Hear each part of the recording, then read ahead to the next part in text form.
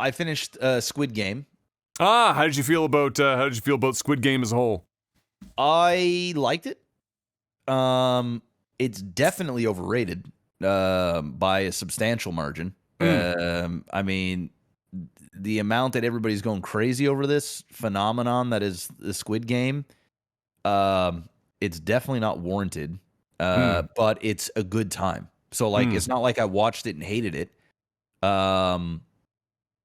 But I guess like if people haven't seen that type of shit before, then maybe it's definitely the shock portion of it is what's got it popping off everywhere. Like, I didn't find it that shocking.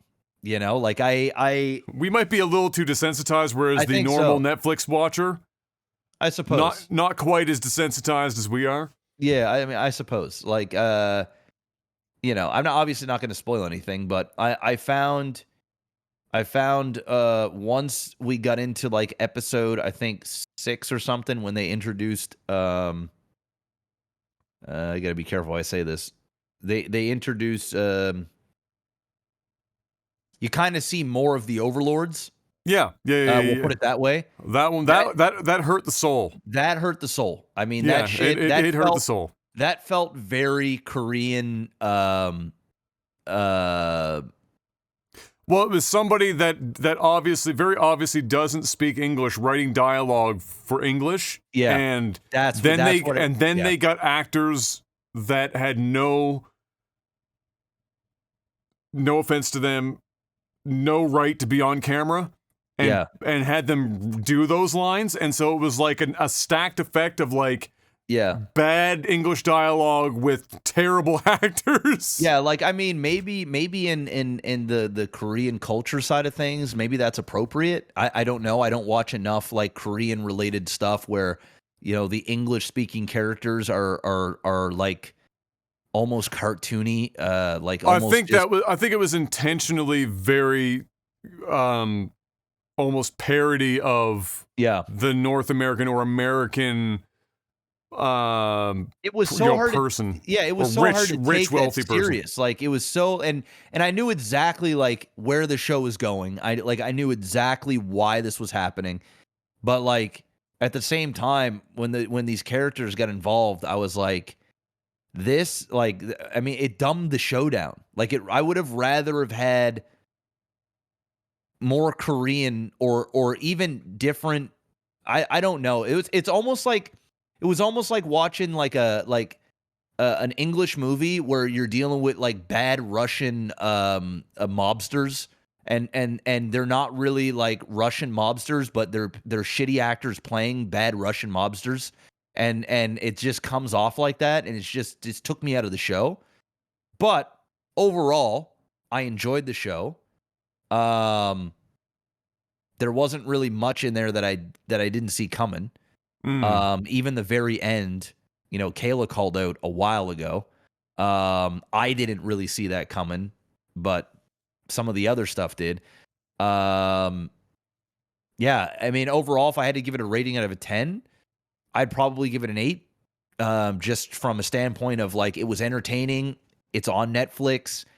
If it wasn't so fucking amped up, I probably would have enjoyed it a little bit more because my expectations going in were so high. Because everybody and their dog was like Squid Game, Squid Game, Squid Game, Squid Game. And I'm like, okay, like let's fucking go for this ride here. And I love me some Korean film. Love it. Love it, love it, love it. I'd watched it with subtitles. I didn't fucking do the dub shit. We enjoyed it. I just wasn't over the moon for it. We know we're gonna get another one, and I hope that since it's so successful, they get a bigger budget, they up the stakes. And we get another cool set of characters, and we get a little bit more diversity too. I hope we get a bigger range of characters as well, because I just felt, I just didn't feel like there was a lot of different range of personalities within all of these. Like, yeah, there was a few standout, but like, I didn't really care about anybody all that much. There was only like 2 characters that I was like, I hope don't die. And everybody else is like, I don't really, like, it means nothing when they die. I don't know, hard to explain. Yeah, no, I mean, I understand what you mean. I don't think it, I think part of it is not all of it, but I think part of it was probably that the whole series was less about the characters and more about the theme of the show, and the characters just were there to serve as like a vehicle to display this theme to viewers. And obviously you still, even if you're taking that route, you still want the characters to be good and likable or hateable, depending on, you know, what you're going for. You know, you want people to actively, you don't need everyone to like every character. Sometimes you're okay if you hate characters, you know, as well. But I agree. So I had similar feelings where most of the characters I couldn't care less about.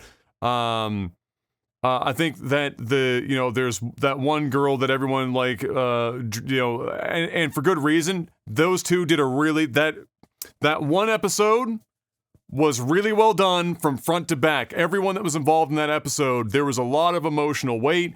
Everyone kind of nailed it about as much as you could possibly hope to nail it for that episode. And I think those were the moments that I enjoyed the most about the show, was that when the show wanted you to get to feel something, and not just the shock of it, but like it did a good job of getting you to feel something. And just the absurdity of it all. I feel like even though this is obviously very extreme, and like that episode where you're talking about where the guys were there or whatever, and the English was terrible and all that stuff. Even though the concept is wild, just like with The Hunger Games, which is like tangentially related to this kind of a theme, right? The world just keeps getting so fucking like their actual world keeps getting so fucking crazy that it's hard. Like, I feel like that's where some of the shock gets taken away. It's like in some small like back part of my mind, I go, you know what? This could totally be a thing. Like this could exist in some fucking corner of the world somewhere, and I wouldn't. And if it ever came out, I'd be like, not surprised. Like, I'm not shocked about. I wouldn't even be shocked about that shit anymore. It's like whenever like for a laugh, The Simpsons would do something about a person or a company or whatever, and it'd be a laugh because it's a parody, and then 15 years later, that exact fucking thing happens, and it's reality now. And it's like the difficulty of publications like The Onion writing an article that's like so like blatantly parody, but then it mimics reality to the point where it's not even parody anymore. It's kind of like when you watch a show like that, some of it is it gets harder and harder to suspend disbelief because you don't have to suspend your disbelief anymore. You're just like, fuck it. Yeah. Somewhere this is happening. Somewhere this is happening doing something like this shit. It wouldn't be all that shocking. But so yeah, I enjoyed it. Yeah, I agree. 8 out of 10. 8 out of 10. I agree, for sure. Yeah.